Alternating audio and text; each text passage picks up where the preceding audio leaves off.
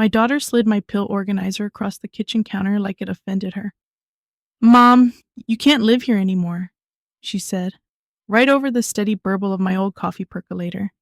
It was 2 weeks after her father's funeral in Pittsburgh, and she already had contractors calling my phone.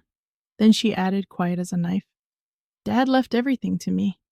So I packed one suitcase and took the bus to a law office I hadn't visited in 20 years, because something about her story smelled like fresh paint over mold.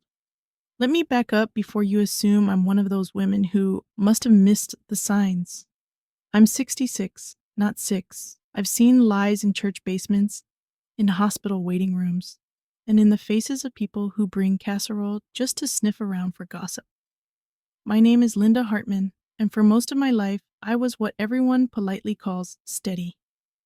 I worked as a unit secretary at UPMC for nearly 30 years, answering phones, calming families, catching mistakes before they became disasters. At home, I did the same thing. Smoothed the sharp edges, remembered birthdays, kept the bills paid, kept the house from falling apart. Not glamorous, just necessary. The house, our house, sat in a quiet neighborhood where the yards are small, the flagpoles are serious, and everyone has an opinion about whose grass is too long. A brick, split level with a little front stoop that always needed repainting. Inside, the kitchen still had Formica counters that looked like they'd survived the Nixon administration out of spite. There was a china cabinet in the dining room that I dusted even when nobody came over, because that's what you do when you're raised by a woman who believed appearances were a form of self-respect. My husband Dennis liked routines. Sunday morning paper, Friday fish fry, a little sports radio in the garage while he organized, which mostly meant moving the same 3 boxes around for a decade. He wasn't flashy, but he was meticulous, the kind of man who kept warranties in labeled folders and had opinions about the right way to store extension cords. When Dennis died, it wasn't dramatic, it was cruel in the ordinary way. One moment he was complaining about the Steelers. The next moment I was staring at a paramedic's calm face while church bells down the street kept ringing like nothing had happened. For days after, the house smelled like lilies and coffee and that sweet, stale scent of sympathy. Our daughter, Marissa, came in like a professional. That's the best way I can describe it. She wore black that looked expensive, hugged me with her cheek turned slightly away so her mascara wouldn't smudge, and spoke in that soft voice people use when they're performing compassion. "Mom," she kept saying, smoothing my shoulder like I was a wrinkled blouse. "We're going to get through this."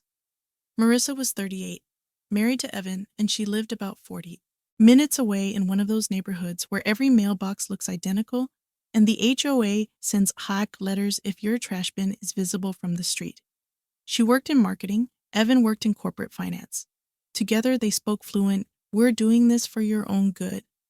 The first week, I appreciated the help.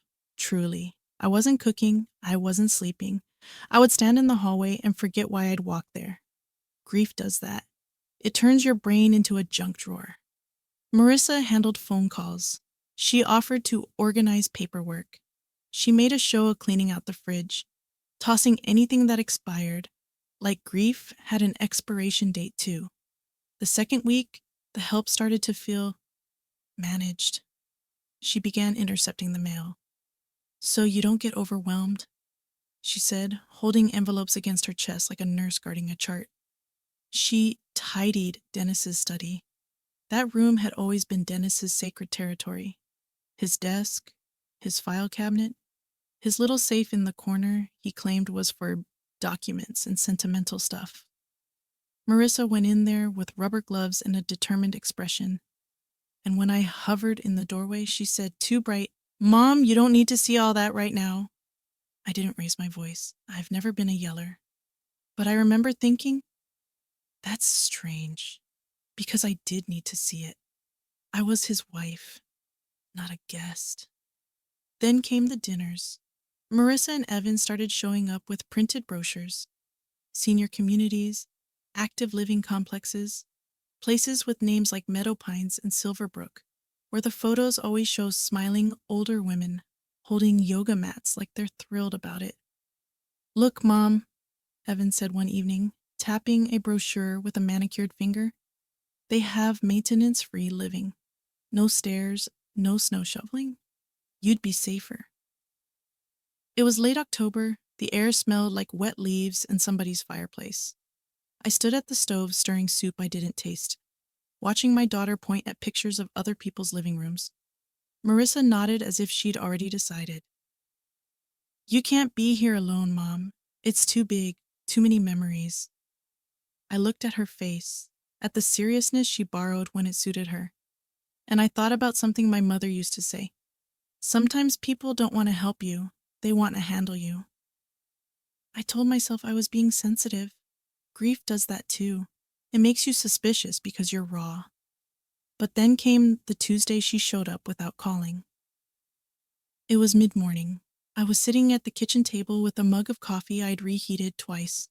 The clock over the sink ticked loud in the quiet, and the old grandfather clock in the living room chimed once, like it was reminding me time was still moving whether I liked it or not.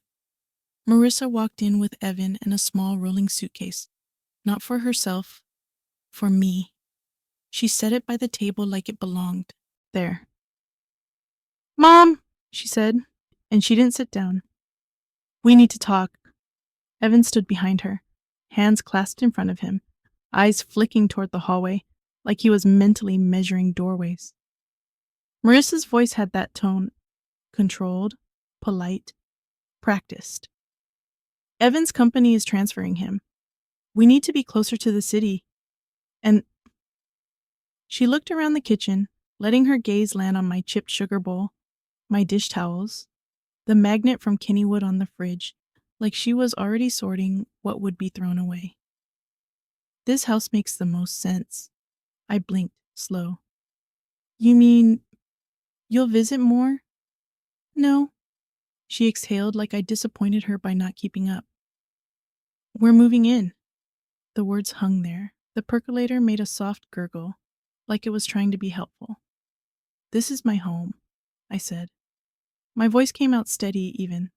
That surprised me. Marissa's mouth tightened just slightly, a crack in the mask. It's complicated, Evan stepped forward. Linda, we're thinking long term. You don't want to manage property taxes and repairs, and I've been managing them, I said, still calm. For decades. Marissa's patience snapped in a quiet way. She reached into her purse and pulled out a folder. A neat folder, the kind people use when they want to look official. Dad's estate is settled, she said. He left everything to me. I stared at her, not because I didn't understand the sentence, because I understood my husband. Dennis wasn't a saint, but he wasn't cruel, and he wasn't stupid. He loved Marissa. Yes. But he also knew who kept that house running when he was tired, who stayed up balancing bills, who skipped vacations because tuition was due. I don't believe that, I said. Marissa's eyes went cold. Mom, don't do this. You're emotional. You're not thinking clearly. There it was, the little trick people pull when they want to override you, declare you unstable. Evan slid the folder across the table, like my signature on it would make their behavior polite. It's all in there. I didn't touch it. Something in my chest tightened, not with anger, but with a kind of clarity I hadn't felt since Dennis died. Marissa nodded toward the rolling suitcase. We booked you a place for a few nights, just until you decide where you're going next. Where I'm going, I repeated. Her expression didn't soften. If anything, she looked annoyed, like I'd turned a simple errand into a chore. Mom, you can't stay here. I looked at my daughter, this grown woman I'd once carried into Kaufman's department store on my hip, and I waited for the part where she said, just kidding, or we'll figure it out together, or anything remotely human. Instead, she said very softly, you've had your turn. And then, like she was swatting a fly, she added the line that told me exactly who she'd become. Find somewhere else to finish out your life. I'm not doing this for years. I didn't cry. Tears didn't come. I just felt that hollow drop in my stomach, like an elevator cable snapping. I stood up, walked to the hallway, and opened the closet where Dennis kept his coats. My hands shook as I reached for my own jacket, the one that still smelled faintly of his cologne. because he'd hugged me from behind the week before he died. Marissa watched, arms crossed, as if she was supervising a move-out. Evan checked his phone twice, and that's when my eyes landed on something by the study door, the little brass key Dennis kept on a hook. His safe key. The hook was empty. I looked back at my daughter. She was holding her purse a little too close to her side. I didn't say anything. Not yet. But in that moment, I knew the story she was selling me wasn't the real one. Because Dennis never took that key off the hook. And if Marissa had it, the real question was, what else had she already opened? I didn't make a scene. I didn't throw a plate. I didn't do any of the things people imagine a strong woman does when she's being disrespected. I did what women like me have always done when the room gets dangerous. I got quiet, and I started observing. Marissa stood there in my kitchen, my Formica, my chipped sugar bowl, my dish towels I'd washed 1,000 times. Like she was the property manager and I was the tenant behind on rent. The percolator kept burbling, steady as a heartbeat, and for a strange second I thought, Dennis would have hated this noise. Then I remembered Dennis wasn't here to hate anything. I reached for my purse, slow and deliberate, and said, "Where is this place you booked?" Evan answered like he'd been waiting for a chance to sound useful. "It's just off Route 51. Clean, safe, temporary." Temporary. That word always comes with a trapdoor underneath it. Marissa moved toward the hallway and called out, "I'll help you pack the rest. We need to be efficient." I turned my head and looked at her. "No, I'll pack my own things." She paused. Just a beat, like she hadn't expected the word no to survive in my mouth. "Mom," she started. I repeated, still calm, "I'll pack my own things." You'd be amazed what one firm sentence does after decades of being agreeable. It's like you've switched languages mid-conversation and they're scrambling for subtitles. I went to the guest room, not my bedroom, not yet, and opened the dresser drawer where I'd been keeping my clothes since the funeral. The air in that room smelled faintly of lavender sachets and dust, and my hands trembled as I folded sweaters I'd worn to hospital shifts, church potlucks, the grocery store on tired Saturdays. Each piece felt like a little argument. I belonged somewhere.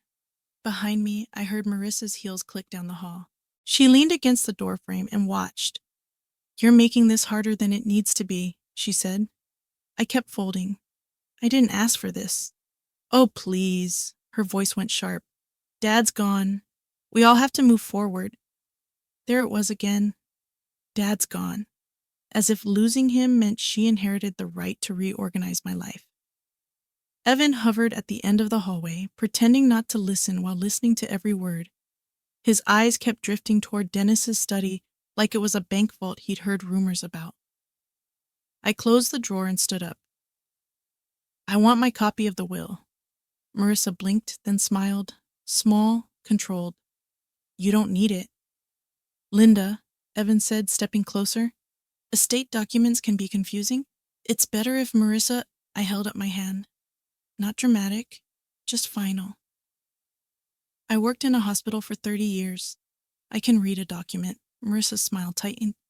"The will is filed. Everything's handled." My stomach did that hollow drop again. Filed, handled. All the words people use when they want you out of the room. I zipped my suitcase and walked past her into the hallway. My eyes flicked to the empty hook by the study door again. No brass key. Marissa noticed my glance and shifted her purse slightly. Too quick. Too protective. "Mom," she said, tone smoothing out again. "Don't start looking for problems." I didn't answer, because here's the truth. I wasn't looking for problems. The problems had strolled into my kitchen with a rolling suitcase. They drove me to the motel in Evan's SUV, the kind that always smells faintly of leather conditioner and ambition. I sat in the back seat like a child being delivered to summer camp. Out the window, Pittsburgh slid by in gray, late fall colors, bare trees, damp sidewalks, a sheet sign glowing like a beacon of normal life. My hands were clasped so tight in my lap, my knuckles ached. Marissa talked the whole way, too cheerful. "You'll actually like having your own little space," she said. You can rest, watch TV, no stairs. The audacity of her trying to sell me my own exile, like it was a spa package. At the motel, she paid for 3 nights and handed me an envelope with cash, $300, like she was tipping a server. This should cover you, she said. Food, incidentals. Evan will help once we get Dad's account sorted. I stared at the envelope. Sorted? Marissa sighed, exasperated. Mom, don't be like this. Be like what? A human being? They left. The door clicked shut. The room smelled like lemon cleaner and old carpet. The heater rattled like it had opinions. I set the envelope on the nightstand and sat on the bed, feeling the mattress sag under me like it was apologizing. That night, I didn't sleep. I stared at the ceiling and listened to someone's TV through the wall. Laugh tracks, commercials, the tinny sound of a world that didn't know I'd just been discarded. Around 2:30 a.m., I did something I hadn't done in months. I opened Dennis's old email account on my phone. He'd kept his passwords written down in a little black notebook in the kitchen junk drawer, right next to spare keys and rubber bands. I'd always teased him about it. One day, I'd say, someone's going to steal your whole identity with your grocery coupons. Dennis would grunt and say, if they want to read my emails from Harbor Freight, let 'em. I typed the password in and waited, heart thumping.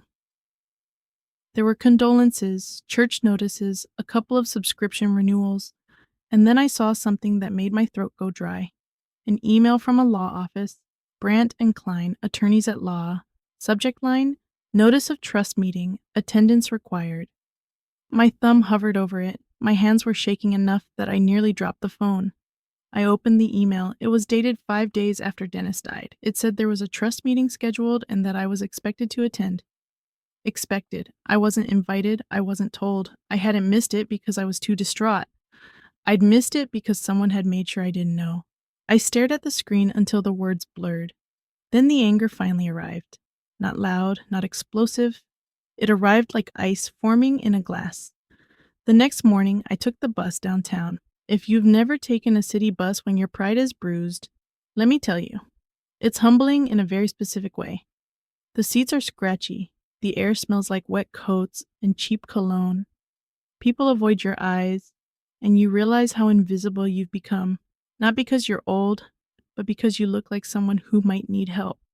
I got off near a strip of office buildings and walked 2 blocks to Brandt and Klein. My shoes clicked on the sidewalk, and the cold wind had my eyes watering like I was crying. I wasn't. Not yet.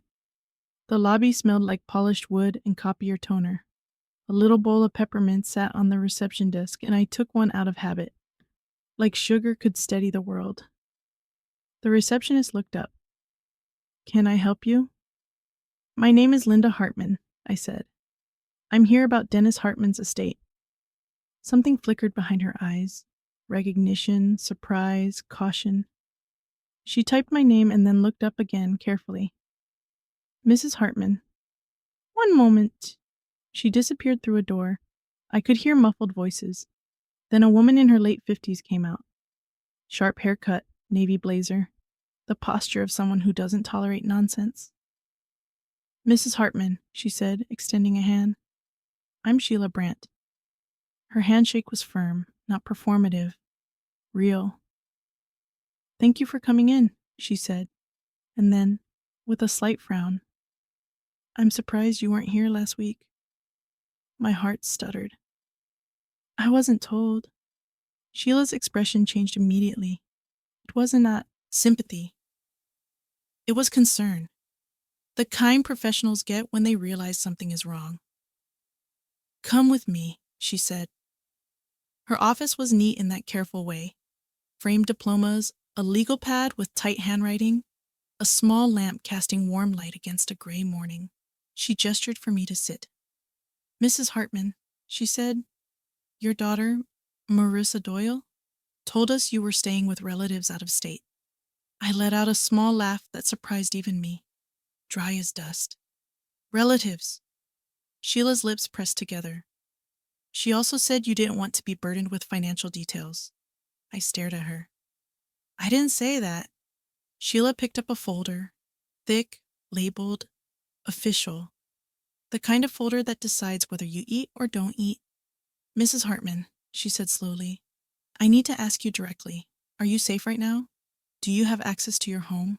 To your funds? I swallowed. My mouth tasted like peppermint and dread. My daughter put me in a motel? Sheila's face hardened. Did she change the locks? I hesitated. I don't know. But she has the key to my husband's safe. Sheila stood up and walked to the door of her office. She turned the lock. Then she came back and sat down, leaning forward like she was about to tell me something I wouldn't like. Linda, she said, using my first name now, not as friendliness, but as seriousness. There is a trust, and there are conditions. Conditions. My skin prickled. What kind of conditions? Sheila opened the folder, flipped a few pages, and tapped a line with her pen. I can't summarize this casually, she said, but I can tell you this. Your husband was very specific about protecting you. Protecting me. I felt my eyes burn, not with tears, but with something heavier. Years of being treated like I didn't matter, and suddenly realizing Dennis had seen it. Sheila slid the document toward me. Read this section. My hands shook as I took the pages. The paper felt too clean, too crisp, for how messy my life had become. And then I saw a phrase that made my breath catch. Contingent upon the continued housing, care, and respectful treatment of my surviving spouse. Respectful treatment. My daughter had thrown me into a motel like yesterday's laundry. I looked up at Sheila, my voice barely there. What does this mean? Sheila met my eyes. It means Marissa's story doesn't match the documents. And before I could even process that, she added, and it means we need to talk about what she filed with the bank, because what I'm seeing here doesn't look like what she submitted. My stomach dropped. Submitted what? Sheila pulled a second folder from her desk drawer, thinner, with copies of something stamped and notarized. This, she said, is what your daughter used to claim authority. I stared at the papers, my pulse thudding in my ears like a warning drum. Then Sheila turned the page and I saw the notary seal, crooked, smudged, wrong. And at the bottom, a signature that was supposed to be Dennis's. But it wasn't his handwriting, not even close. And that's when I realized there was only one thing left to find. Because if she'd forged this, what else had she taken from his safe? I've replayed that moment 100 times since. The second I realized the signature on those papers wasn't my husband's. Not because it was dramatic, because it was quiet. Betrayal usually is. It doesn't announce itself. It waits for you to notice. Sheila didn't rush me. She let the silence sit there between us, thick and heavy, like steam in a closed room.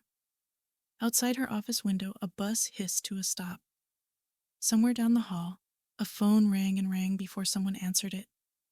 Ordinary sounds, continuing on like my world hadn't just tilted sideways. That's not his handwriting, I finally said. Sheila nodded. No, it isn't. My throat tightened.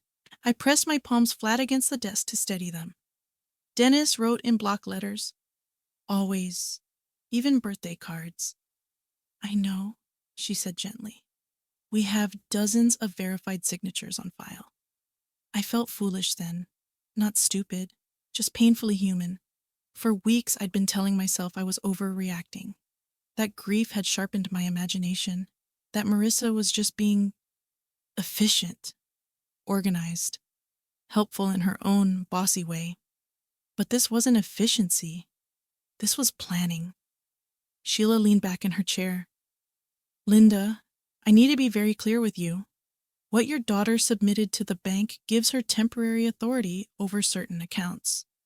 But that authority is conditional. And if the documents are forged, she committed fraud, I said. Yes. No hesitation, no softening. And potentially elder financial exploitation. That phrase landed like a slap. Elder exploitation. Two words I'd never pictured applying to me. I still drove myself. I still balanced my checkbook. I still clipped coupons and argued with Comcast like a professional sport. I don't feel like an elder, I said quietly. Sheila gave a sad, half smile. Most people don't. That's why this works. I looked down at the papers again. The crooked notary stamp, the wrong signature, the authority my daughter had claimed while smiling in my kitchen and telling me I'd had my turn. Something inside me cracked. Not all at once, but enough to let memories spill through. I saw Marissa at 16, rolling her eyes when I asked where she was going. At 25, calling to say she couldn't come for Thanksgiving because Evan's parents were hosting something nicer. At 32, explaining compound interest to me like I was a child because I'd asked a simple question about her mortgage. All those moments I'd brushed off. She's busy. She's ambitious. She doesn't mean anything by it. Dennis had seen it. Somehow he'd seen what I refused to name. Why would he do this? I asked, my voice barely above a whisper. Why put conditions on her inheritance? Sheila didn't answer immediately. She reached for another file, thicker, heavier, and placed it in front of me.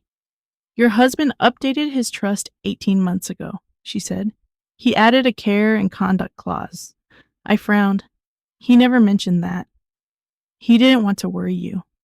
That sounded like Dennis, always trying to spare me trouble, even when trouble was already standing in the room. She turned the file so I could read. The language was formal, legal, but the meaning was unmistakable.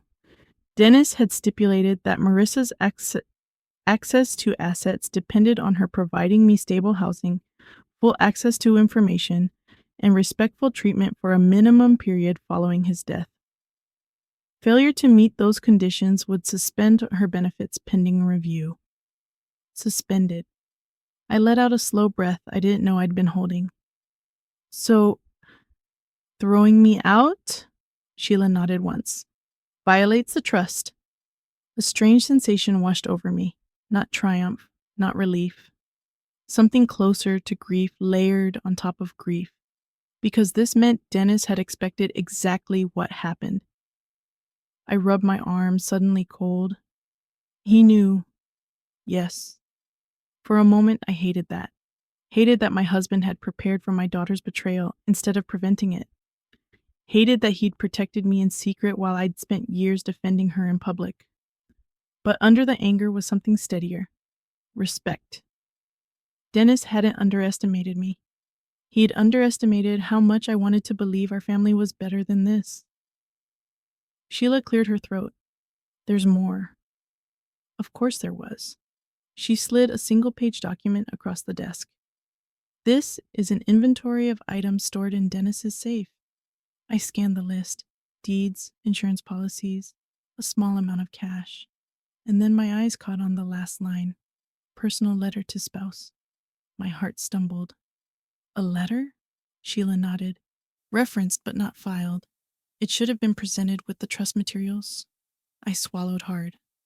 And it wasn't. No.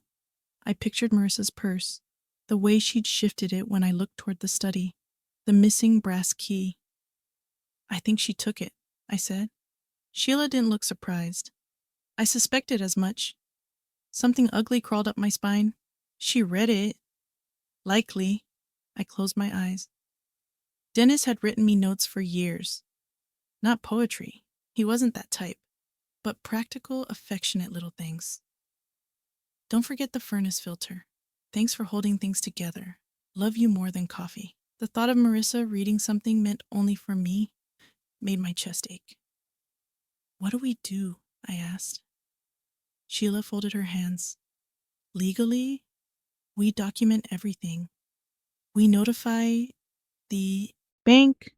We freeze questionable transactions. And we ask you a difficult question. I opened my eyes. What question?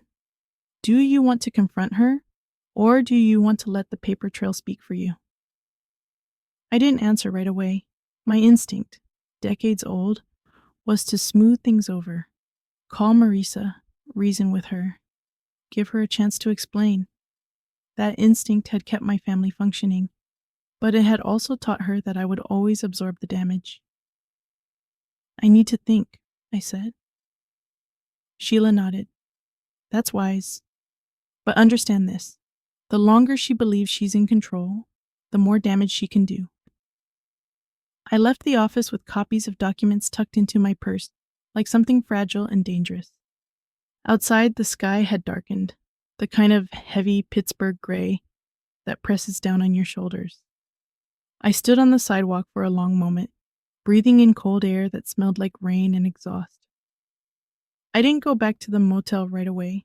Instead, I walked, past a CVS where I'd bought greeting cards for years, past a diner where Dennis and I used to split a grilled cheese after errands.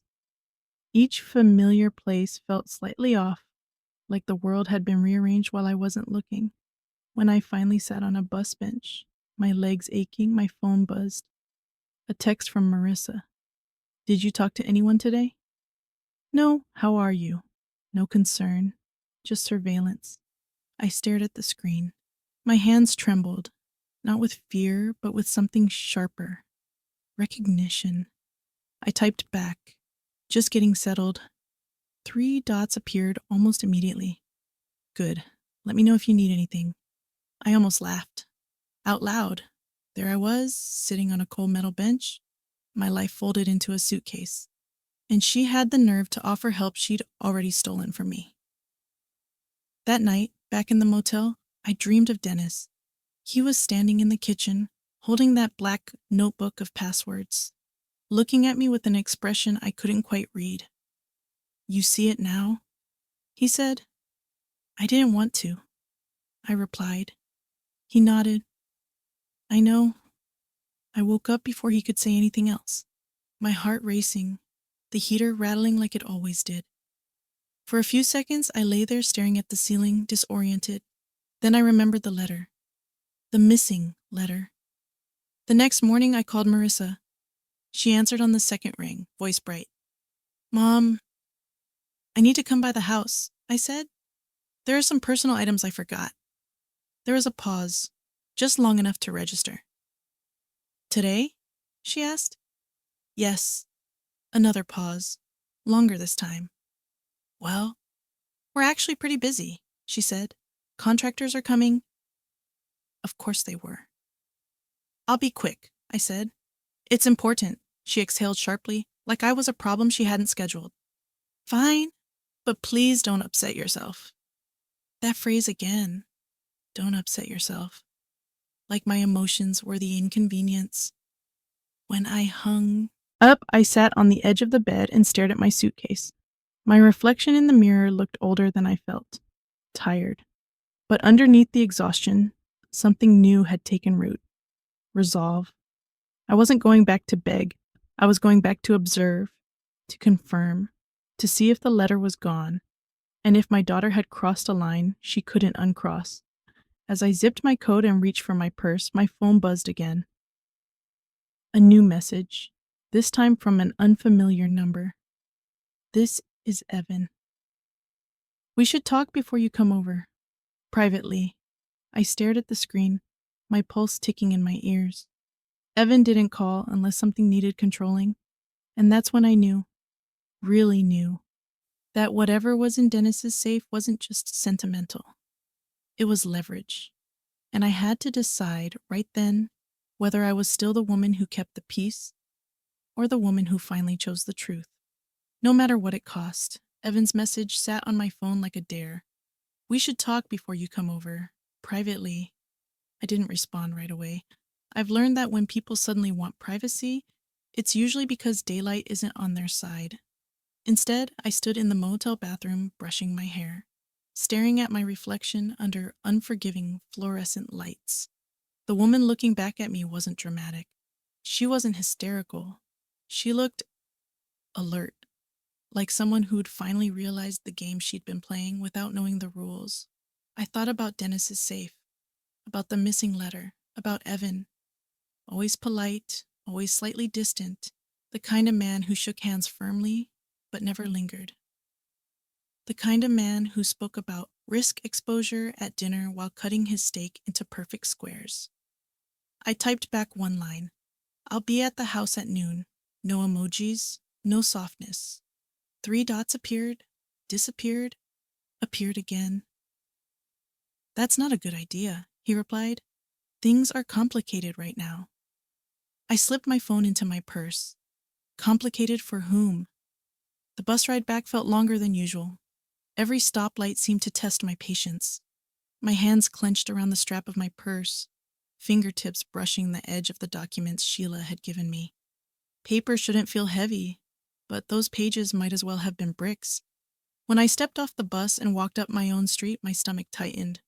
There were 2 unfamiliar trucks parked in front of the house, one with a ladder strapped to the top, another with a logo advertising custom interiors. Marissa wasn't wasting time. The front door was open. My front door. Inside, the house sounded wrong, echoey, too many voices. The familiar creak of the stairs was drowned out by the buzz of power tools and the scrape of furniture being dragged across hardwood. Marissa stood in the living room, clipboard in hand, pointing toward the wall where our family photos used to hang. No, that whole section's coming down, she was saying. We'll repaint. Repaint. She turned when she saw me, surprise flashing across her face before she smoothed it into a smile. Mom, you're early. I looked around. The china cabinet had been moved. Dennis's chair was gone. The grandfather clock stood unplugged in the corner like it had been sentenced. What's going on? I asked. She gestured vaguely. Just freshening things up. While I'm still alive? The words slipped out before I could soften them. Her jaw tightened.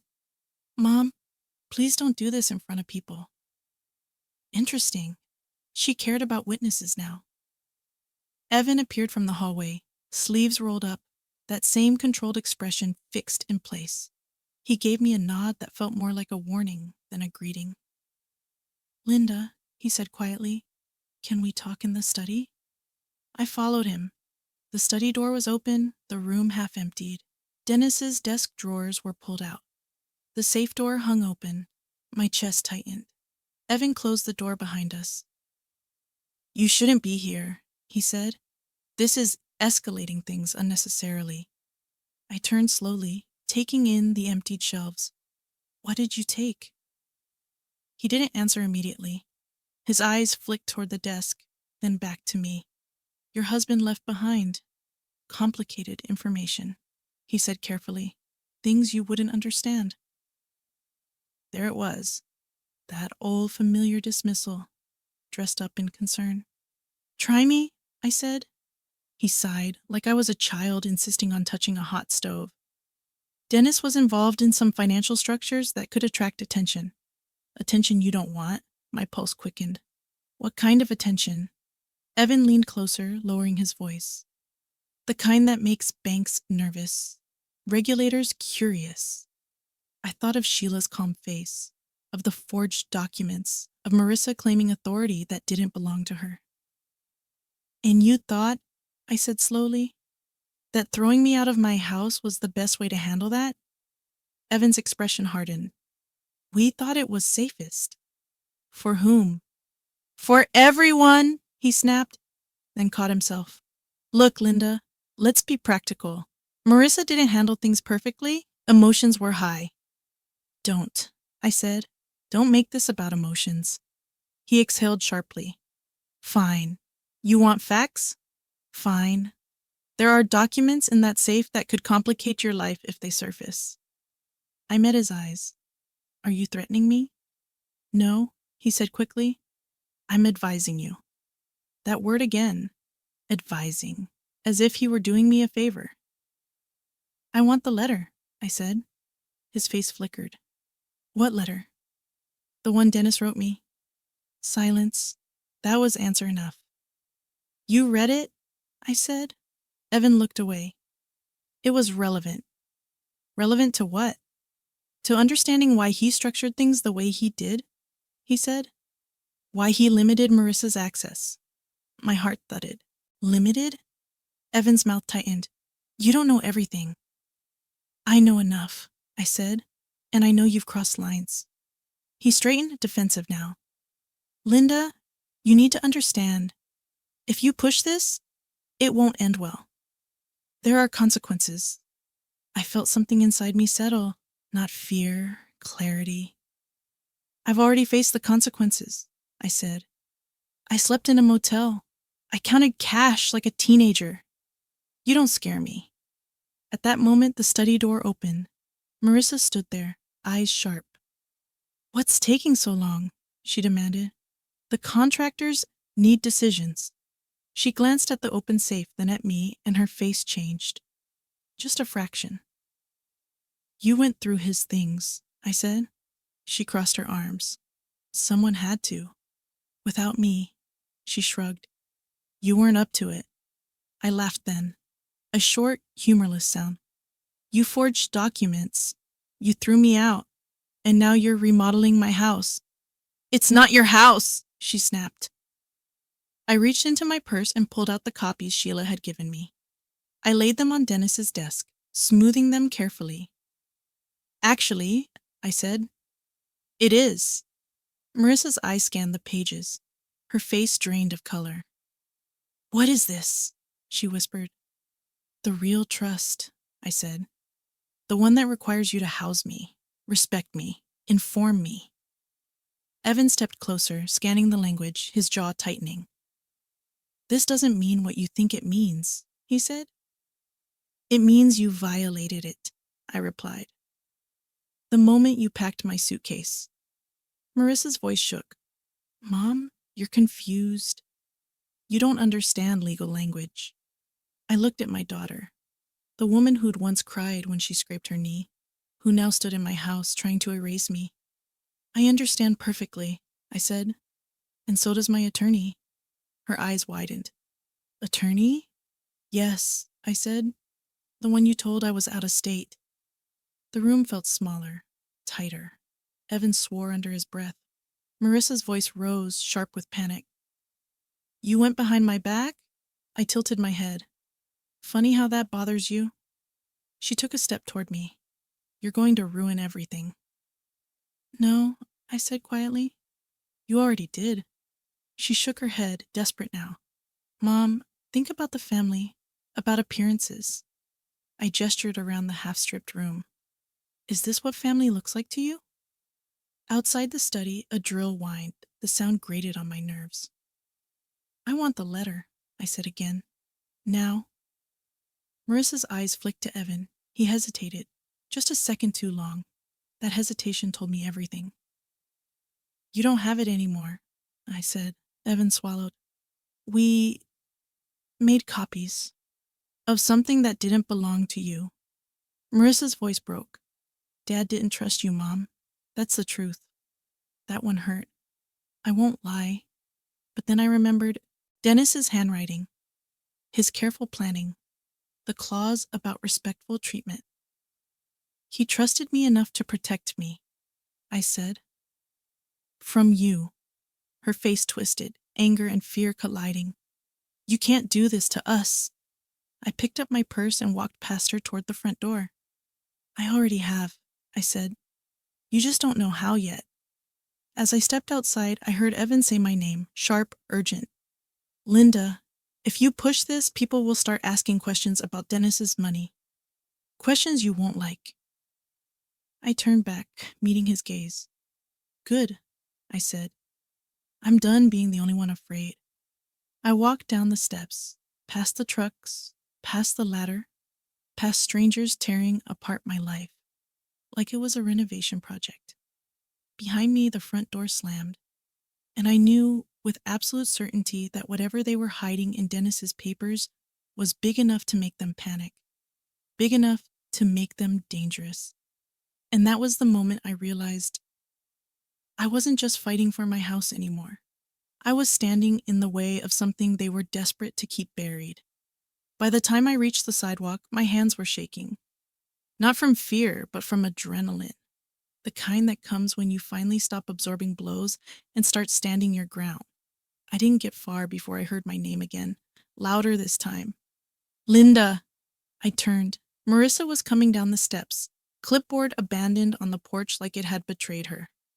Evan followed, jaw tight, eyes darting toward the contractors, who were suddenly pretending not to hear anything. Marissa stopped 3 feet in front of me. 3 feet, the distance you stand from someone when you think you still have authority. You can't just walk away, she said. We need to talk. Now. I looked past her at the house. My house. The front window where I'd watched snowfall for 30 winters. The door Dennis had painted twice because he never got the color right the first time. I'm done talking in private, I said. Say what you need to say. Everyone's already listening. Her eyes flicked around. A man with a ladder paused mid-step. Another contractor pretended to check his phone. Neighbors' curtains shifted across the street. Suburbia has excellent hearing. Marissa lowered her voice anyway. You're making a spectacle. You changed the locks, I said evenly. That was the spectacle. Evan stepped in, trying to regain control. Linda, this isn't productive. Neither is fraud, I replied. That got a reaction. A sharp intake of breath from Marissa. A muttered curse from Evan. You don't know what you're accusing us of? Marissa snapped. Oh, I do, I said. You filed documents claiming authority you didn't have. You removed items from a safe that didn't belong to you. And you displaced me from my own home. One of the contractors cleared his throat and slowly backed away, like he'd suddenly remembered another job. Marissa's face flushed. I was protecting the estate. From me? I asked. Your 66-year-old mother who's been paying bills longer than you've been alive? Evan held up his hands. Let's all calm down. I smiled then, not because anything was funny, because calm had finally shifted sides. Here's what's going to happen, I said. You're going to stop all work on this house immediately. Marissa laughed, sharp and brittle. You can't order me around. I can, I said, because the trust requires you to provide me housing, which you violated. Her smile faltered. And because, I continued, my attorney has already notified the bank to freeze transactions pending review. Evan's face went pale. You did what? I protected myself, I said. You should try it sometime without stepping on someone else. Marissa stared at me like she was seeing a stranger. You went behind my back. That's rich, I said. You told your father's lawyer I was out of state. Her mouth opened, closed, opened again. That was a misunderstanding, she said weakly. I tilted my head. So was forging his signature? Evan stepped closer, his voice low and urgent. Linda, you don't understand the consequences of this. I met his eyes. Explain them. He hesitated, and that hesitation, again, was everything. There are people who don't like attention, he said. If you drag this out, it could get messy. Marissa grabbed his arm. Stop. I watched the exchange, the crack between them, the shared panic. You're worried about attention, I said slowly. From whom? Evan didn't answer. Marissa jumped in. This isn't about that. This is about family. Family, I repeated. Funny how that word only comes up when money's involved. Her voice rose. You're going to destroy us? I looked at her. Really looked. The woman who'd grown up in this house, who'd learned to ride a bike in the driveway, who now stood here accusing me of destruction while contractors dismantled my life behind her. You destroyed something, I said. But it wasn't your reputation. It was my trust. A neighbor, Mrs. Kowalski from 2 houses down, stood on her porch pretending to water a plant in November. I caught her eye. She didn't look away.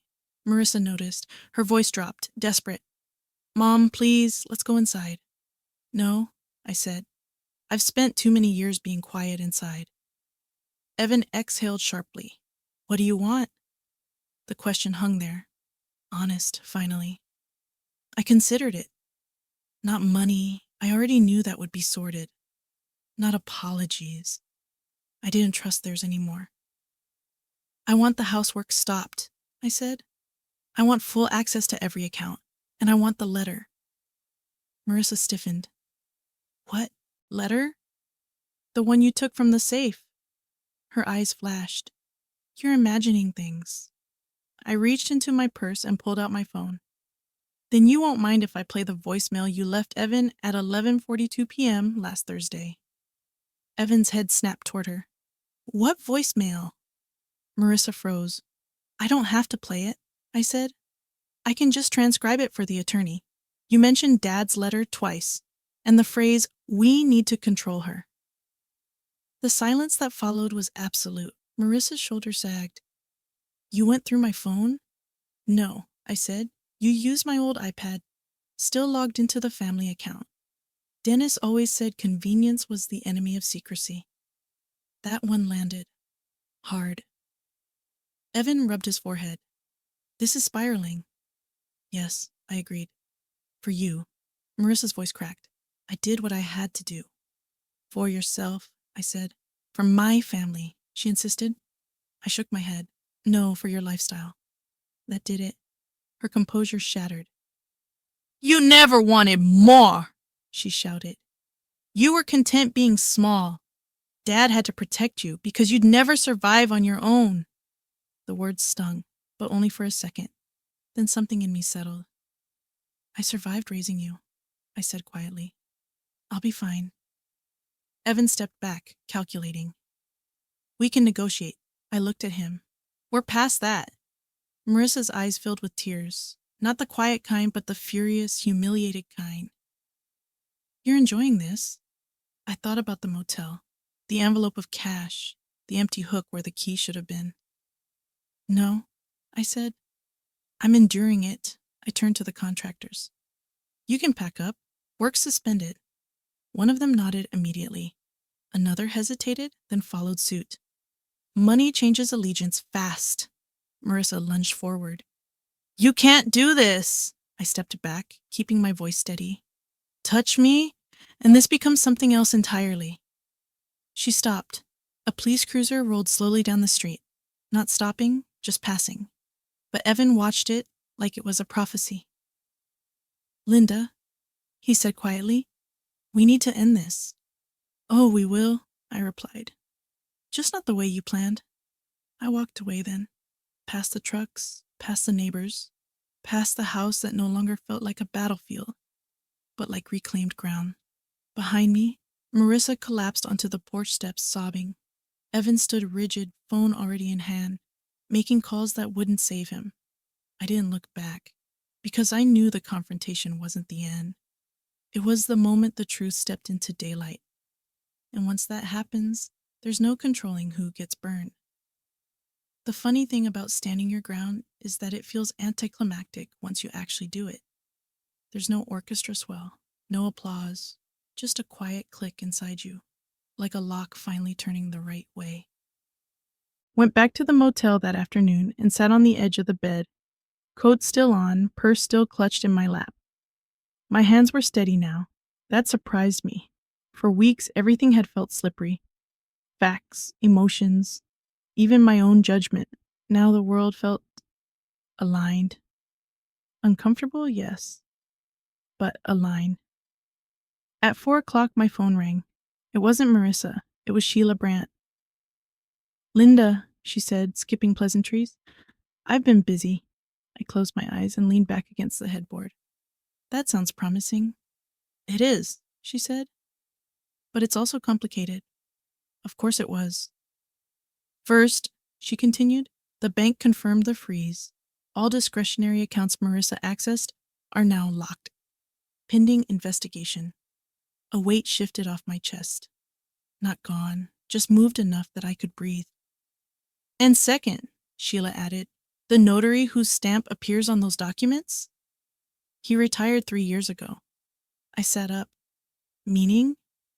Meaning his stamp was used after he stopped practicing, which means forgery. Not a gray area. My mouth went dry.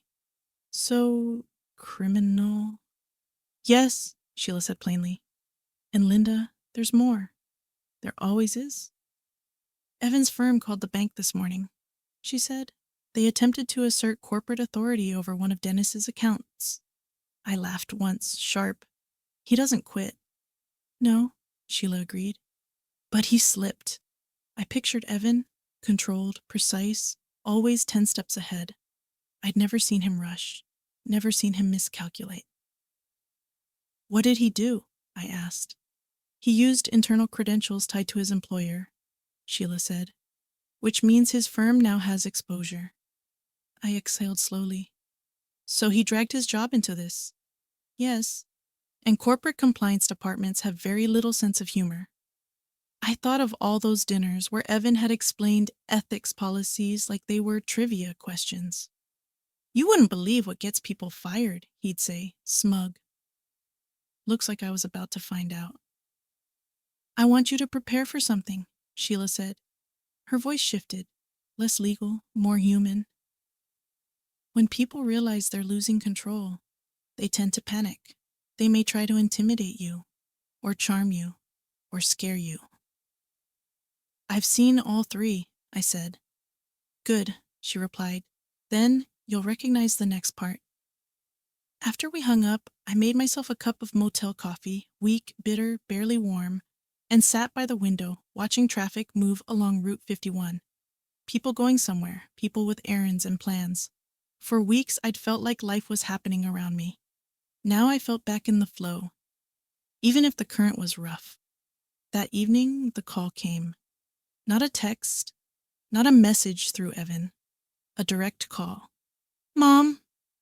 Marissa's voice was smaller than I'd ever heard it. No edge, no performance. I didn't answer right away. I let the silence stretch just long enough to reset the balance. Yes, I said finally. We need to talk, she said. Please. About what? I asked. She hesitated. About fixing this. Fixing. That word people use when they want the outcome without owning the damage. I'm listening, I said. Evan may lose his job, she blurted. His firm's compliance department is involved. I closed my eyes. That's unfortunate. Unfortunate? Her voice cracked. This is serious. So was putting me in a motel, I said calmly. Silence. Then a breath. Mom, I'm scared. There it was. Not remorse. Fear. Of what? I asked. Of everything unraveling, she said. Of people looking too closely. Too closely. Evan's phrase. Marissa, I said slowly. What exactly are you afraid they'll find?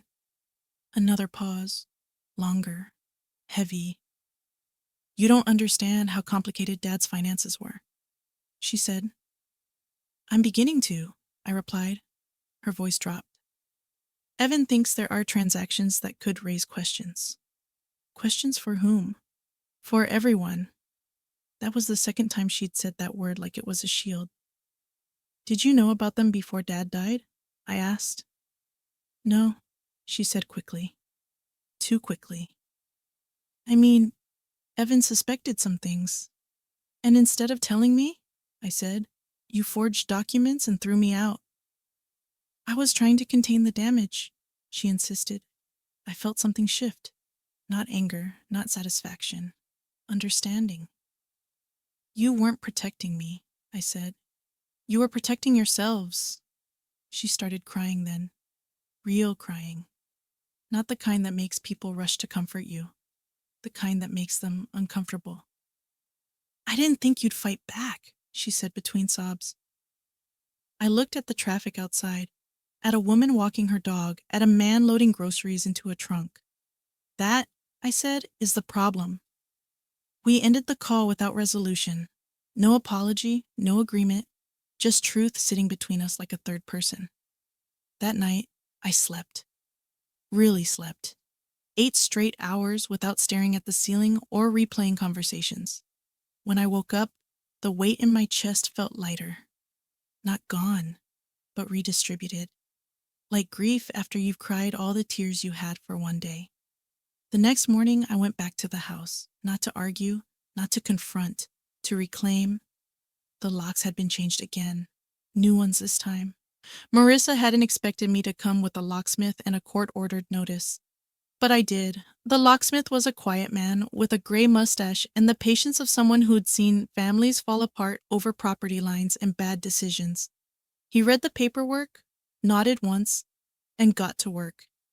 As the old lock came off, I felt a strange calm settle over me. No triumph, just finality. Inside, the house smelled like sawdust and fresh paint. The contractors were gone. The rooms echoed. I walked straight to the study. The safe was still open, empty except for dust outlines where things had been removed. I ran my fingers over the metal shelf where Dennis's letter should have been. She took it, I murmured. My phone buzzed. A text from Sheila. We found it. I sank into Dennis's chair. Found what?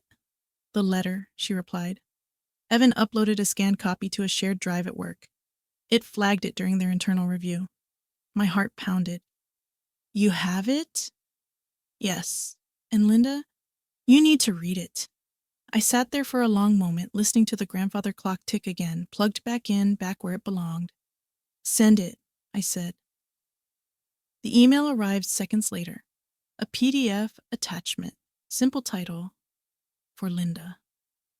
My hands trembled as I opened it. Dennis's words weren't flowery. They were clear, careful, thoughtful. He wrote about loving me, about trusting me, about worrying, not about my ability to manage money, but about how easily I'd been taken for granted. He wrote about Marissa's entitlement, about Evan's ambition, about how he feared they'd see me as an obstacle instead of a person. And then came the part that made my breath catch. If you're reading this, he wrote, it means I was right to plan ahead. I didn't do this because I doubted you. I did it because I trusted you to finish what I started. Finish what he started. I stared at the words, my heart thudding. There was one final paragraph. Short, precise. The accounts tied to the consulting fees are not what they appear. The documentation to explain that is in the second envelope. Use it wisely. Second envelope. My pulse spiked. There had been 2 envelopes listed in the safe inventory. One for me, one marked if needed. I sat back slowly, the realization washing over me in a cold, steady wave. Marissa and Evan hadn't just stolen from me. They'd missed something. Something Dennis had hidden not out of fear, but foresight. And in that moment, I understood the truth that changed everything. I wasn't reacting anymore. I was holding the final move. There's a particular stillness that settles in once you stop wondering how something will end. It isn't peace. Not yet. It's certainty. And certainty, I've learned, is far more powerful than anger. I didn't open the second envelope right away. Dennis had been deliberate in everything he did. The way he labeled files, the way he planned routes before road trips. If he'd marked something if needed, he meant it. He also meant it to be opened at the right moment. Not out of panic, but clarity. So I made a pot of coffee in my own kitchen for the first time in weeks. The old percolator gurgled like it always had, filling the house with that familiar grounding smell. I stood at the counter, hands wrapped around the mug, and waited until my hands stopped trembling. Then I called Sheila. Before you open anything else, she said, I need to tell you what happened this morning. I leaned against the counter. Go on. Evan's firm placed him on administrative leave, she said. Effective immediately. I closed my eyes, not in triumph, in recognition. The machinery was moving now, quiet, unstoppable. And Marissa? I asked. She's been contacted by the bank, Sheila said. They've requested a formal explanation for the forged filings. A pause. She called me, Sheila added, asked if she could clarify her intentions. That sounds like her, I said. She wanted to know, Sheila continued, whether this could still be handled within the family. I let out a soft, humorless laugh. It already is. After we hung up, I carried my coffee into the study. Dennis's study. The desk drawers were back where they belonged. The room felt steadier now, less like a crime scene, more like a place of thought. I took the second envelope from my purse. It had been handed to me by Sheila that morning, sealed, untouched. The paper was thick, the kind Dennis liked. Inside were documents, contracts, correspondence, dated and indexed in Dennis's precise handwriting, consulting agreements, payment schedules, a letter from a federal agency stamped confidential. My breath caught. Dennis hadn't been hiding money. He'd been cooperating. As I read, the picture came together slowly, piece by piece, like a puzzle you don't want to believe makes sense. Dennis's consulting work, the one Evan had always eyed suspiciously, had been part of a long-term compliance cooperation agreement. He'd been providing information, documentation, access, legally, quietly. The money Marissa and Evan had panicked over, it wasn't illicit, it was protected, structured, scrutinized. Dennis had anticipated exactly what Evan would assume, and how quickly he'd jump to control it. I sat back in the chair, heart pounding. They thought they were covering something up, I murmured. But there was nothing to hide. Just then my phone rang. Marissa. I let it ring once, twice. Then I answered. Mom, she said, her voice tight. We need to talk. Now. I agree, I said. Come over. She arrived 20 minutes later, alone. She stood in the doorway like she wasn't sure she belonged there anymore. Her coat was wrinkled, her hair pulled back too tight. The confidence she wore like armor had cracks in it now. I didn't invite her to sit. I didn't need to. I know about the accounts, she said quickly. The bank is asking questions. I'm sure they are, I replied. They think I forged documents, she said, defensive. I was acting under pressure. I looked at her, really looked, not with a mother's denial, but with clear eyes. You forged documents, I said. Pressure doesn't change that. She swallowed. Evan thought, I don't care what Evan thought, I said. I care what you did. Silence filled the room. The grandfather clock ticked, steady and impartial. You're in trouble, I said calmly. Not because I want you to be, but because you crossed legal lines. Her voice dropped to a whisper. Are you going to press charges? That was the question she'd been circling since the beginning, the one she'd hoped guilt or fear would answer for her. I'm going to tell the truth, I said, exactly as it happened. Her shoulders sagged. That could ruin us. I nodded. It already has. Tears welled in her eyes. Not manipulative this time, just raw. I didn't think you'd survive on your own, she said. I thought I'd have to manage everything. I felt a flicker of something, sadness maybe, or disappointment finally finishing its work. You confused control with care, I said. And you paid for it. She sank onto the chair opposite me. What about the money? I slid one document across the desk. Read. Her eyes scanned the page. Her brow furrowed. Then her face went pale. This says? Yes, I said. Your father's work was legitimate, protected. The money is clean. She stared at me, stunned. Then why did Evan? Because he assumed, I said, and you followed. She looked up at me, eyes wide, with a realization that arrived far too late. We destroyed everything for nothing. I didn't correct her. What happens now? She asked. I folded my hands. The bank completes its investigation. Your forgery is addressed.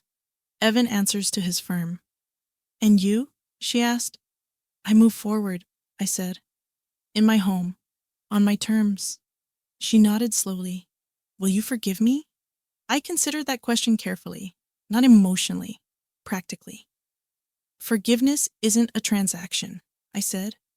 And it isn't urgent. Her eyes filled again. You don't get to rush healing just because consequences are uncomfortable. She stood, shaky. I don't know how to fix this. You don't, I said gently. You live with it, and maybe someday you do better. She left without another word. 2 weeks later, Evan was formally terminated. His firm cited ethical violations and misuse of internal systems. The phrasing was clinical. The impact was not. Marissa retained counsel. The bank finalized its findings. The forged documents were flagged. Officially, permanently, no handcuffs, no spectacle, just consequences. One afternoon, Sheila called with the final update. It's done, she said. The trust stands. Your ownership is undisputed. I stood in the kitchen, sunlight streaming across counters I'd chosen, floors I'd refinished, A home that finally felt like mine. And Marissa? I asked. Sheila hesitated. She's going to have a difficult few years. I nodded. So am I, but in a different way. That evening, I sat on the back steps and watched the sun sink behind the trees. I thought about the woman I'd been, the one who believed patience meant endurance, that love meant absorption. I smiled just slightly, because the truth had finally settled, clear and undeniable. I didn't win because I outsmarted anyone. I won because I stopped stepping aside, and that realization would cost her far more than money. 6 months later, I woke up in my own bed to the sound of rain tapping against the bedroom windows, soft, steady, familiar. The kind of sound you only notice when your mind isn't racing anymore. That was the first real change. Not the house, not the money, the quiet in my head. The house looked different now, but not in the way Marissa had planned. I didn't gut it. I didn't chase trends. I restored what mattered and changed what never felt like me. Dennis's study became a reading room with a deep chair by the window and shelves I could actually reach without a step stool. The guest room, the one I'd been pushed into like an afterthought, became my sewing room, sunlight spilling over a table that finally held something made by my hands. I kept the Formica counters, replaced one cracked tile. Yes, but I kept them. They'd held up longer than some people in my life. That felt worth honoring. Financially, everything settled the way Sheila promised it would. The trust held, the account stabilized, the bank apologized, formally in writing, with language so careful it almost felt embarrassed. I didn't frame the letter, but I kept it in a drawer. Proof that sometimes the system works if you don't step aside. Marissa and Evan's situation unfolded without my involvement. I didn't have to push. I didn't have to gloat. Consequences have a way of finding the people who invite them in. Evan took a consulting job out of state. Smaller firm, lower profile. Marissa stayed here for a while, then moved closer to Evan's parents. We spoke once, briefly, through lawyers. Civil, controlled, final. She sent a letter later, handwritten, careful, apologetic in tone, if not in depth. I read it once, then placed it back in the envelope. Some relationships don't end in screaming matches or dramatic closures. Some just conclude quietly, like a door closing at the end of a long hallway. People ask me if I regret not fighting harder earlier, if I wish I'd asserted myself years ago before things went so far. The truth? Regret is wasted energy. I did what I knew how to do at the time. I survived the role I was taught to play. And when that role became dangerous, I changed it. That's growth, not failure. I joined a local advocacy group for older women navigating financial transitions. Widows, divorcees, women who'd spent decades being the dependable one and suddenly found themselves invisible. We meet twice a month at the library. No drama, just coffee, shared experiences, and practical advice. You'd be shocked how many stories sound like mine. Daughters who help too much. Sons-in-law who speak in warnings instead of truce. Paperwork done for your own good. The language is always gentle. The damage rarely is.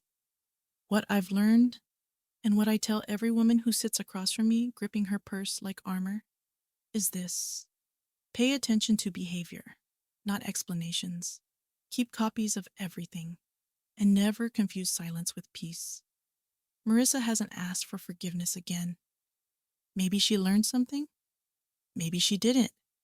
That's no longer my work. My work now is living well, sleeping through the night, and making decisions without checking whether they'll inconvenience someone else first. I take walks in the morning. I drink my coffee hot. I say no without an apology attached. And here's the part that surprises people most. I don't feel bitter. I feel clear. Clear about what I deserve. Clear about what I will never tolerate again. Clear about the fact that dignity doesn't require permission. Only courage. Dennis once told me years ago, Linda, you're stronger than you think. You just don't like conflict. He was right about both things. I still don't like conflict, but I no longer fear it. Because the hardest lesson of my life taught me something powerful. They mistook my silence for permission. I didn't get angry, I got documented.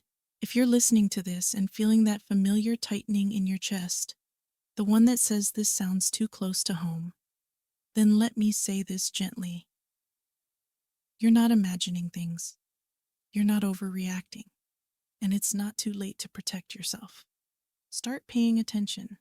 Start asking questions. Start trusting the part of you that feels uneasy even when everyone else is smiling. That instinct, it's wisdom, and it's earned. Thank you for listening. Subscribe to EchoLens Stories, and if this story resonated with you, share your own experience in the comments.